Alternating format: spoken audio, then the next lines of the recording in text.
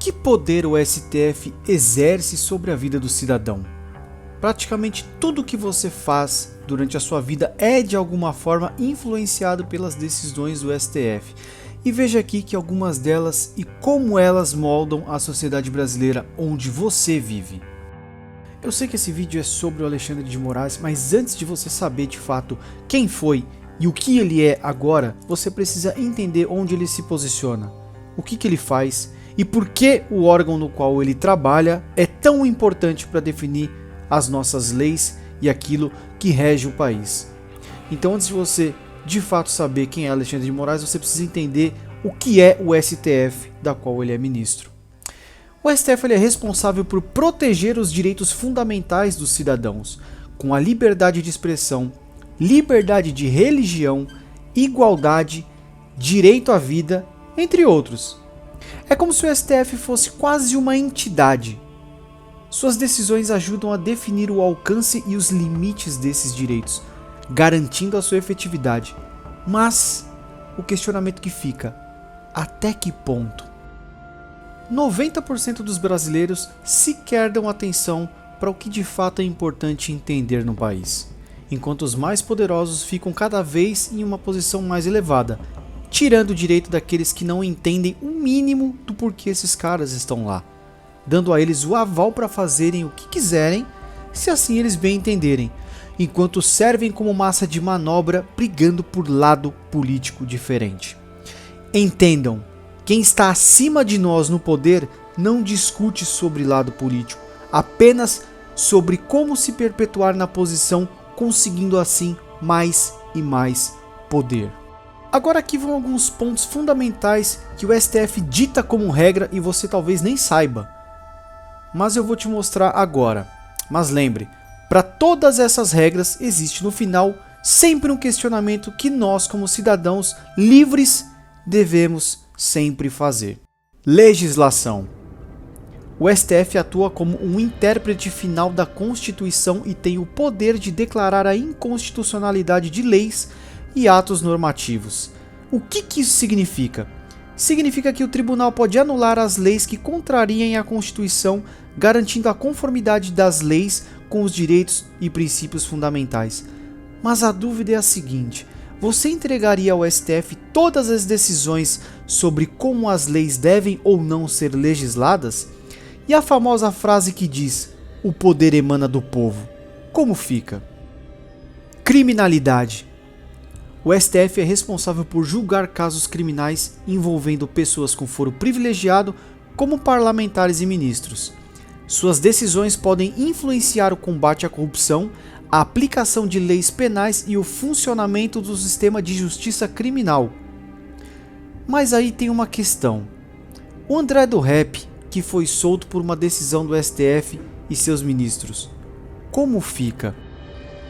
A função do tribunal em tese é equilibrar os princípios constitucionais e a proteção dos direitos individuais com as demandas sociais e a evolução da sociedade, promovendo um Estado de direito e garantindo segurança jurídica no país. Essa seria a real função do STF.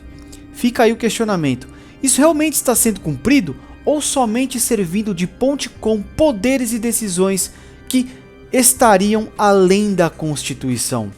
Fica o questionamento. Mas aqui vai uma pergunta que muitas pessoas já fizeram para si próprias e eu acredito que você também deva ter feito para si mesmo. Alexandre de Moraes pode se tornar presidente? E se ele fosse o presidente, como seria? Eu já falo mais de fato sobre isso, mas antes precisamos saber de fato quem ele foi para entender como ele está hoje nessa posição de ministro. Quem é Alexandre de Moraes? Alexandre de Moraes é um jurista, magistrado e ex-político brasileiro. Ele nasceu em São Paulo em 13 de dezembro de 1968 e atualmente ocupa o cargo de ministro do Supremo Tribunal Federal, o STF. Ele também é professor associado da Faculdade de Direito do Largo de São Francisco, a USP, onde se formou em Direito. Também possui doutorado em Direito do Estado e livre docência em Direito Constitucional Administrativo, ambos pela mesma universidade.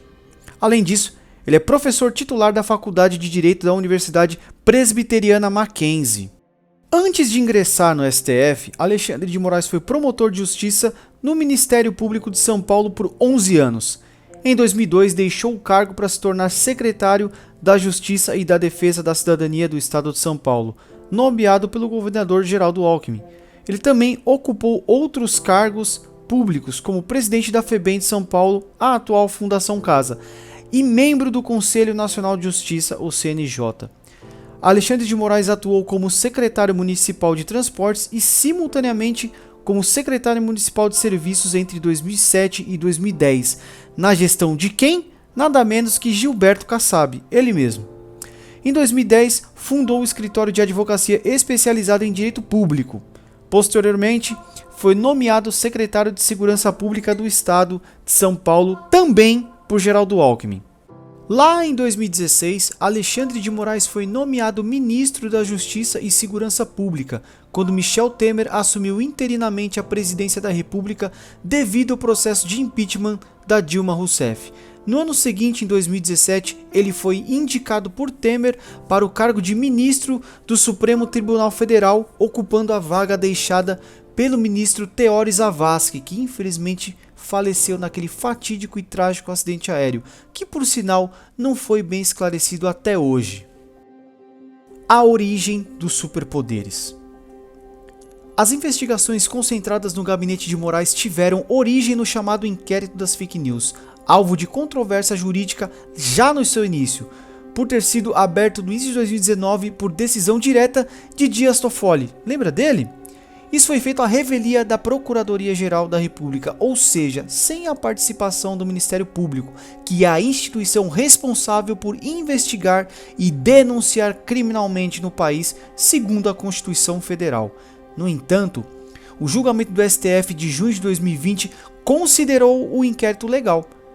A avaliação foi que o Supremo pode abrir investigação quando ataques criminosos forem cometidos contra a própria Corte e seus membros, representando ameaças contra os poderes instituídos, o Estado de Direito e a democracia.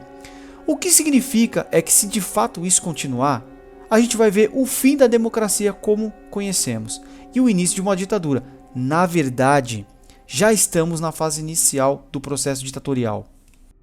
A partir daí, outros inquéritos foram instaurados, como os que investigam atos antidemocráticos ou a atuação de milícias digitais. Em vez de a relatoria dessas investigações serem sorteadas entre os ministros do STF, elas foram mantidas com Moraes, sob a justificativa de apurarem possíveis crimes relacionados ao inquérito inicial. Para os críticos, como o professor de Direito Processual Penal da Universidade Federal Fluminense, a UFF, João Pedro Pádua diz: isso estaria concentrando em muito os poderes na mão do ministro. A lógica do Estado de Direito foi criada lá no século XVIII e principalmente contra o absolutismo monárquico, que era símbolo da concentração de poder. Então, a lógica do Estado de Direito é dividir poder e evitar que seja uma autoridade só, por mais poderosa que ela seja, e que ela decida sobre tudo. Porque se essa autoridade falhar, e é previsível que ela irá falhar um dia, ninguém mais tem a proteção em lugar nenhum. No Brasil, um ministro do Supremo Tribunal Federal não pode se tornar presidente da República diretamente, como dito lá no meio do vídeo, e eu tenho certeza que você tinha essa dúvida. De acordo com a Constituição brasileira, os ministros do STF são nomeados pelo presidente da República a partir de uma lista tríplice indicada pelo próprio tribunal.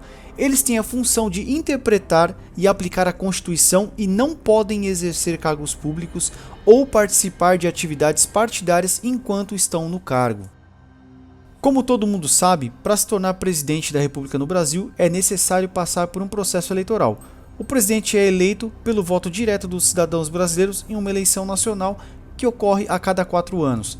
Qualquer cidadão brasileiro nato, com idade igual ou superior a 35 anos, pode se candidatar à presidência desde que atenda aos requisitos estabelecidos pela legislação eleitoral, como estar afiliado a um partido político. Portanto, um ministro do STF precisaria deixar o cargo e se candidatar às eleições presidenciais como qualquer outro cidadão para ter a possibilidade de se tornar um presidente da República.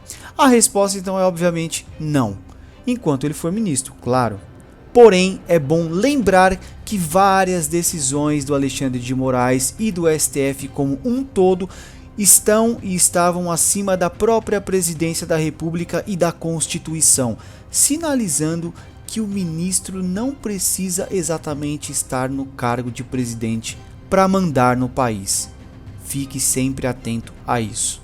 Se você gostou desse vídeo, deixa o joinha, deixa o like, se inscreve no canal, ativa o sininho de notificações para não perder os próximos vídeos e escreva no comentário temas sobre os quais vocês gostariam que nós discorrêssemos aqui no canal para poder abordar e trazer mais explicações sobre como funciona a política no Brasil. E lembre-se, é muito importante entender como funciona a política no Brasil, porque quem detém a informação sempre vai estar acima daquele que não detém. Abraço e até o próximo vídeo. Valeu!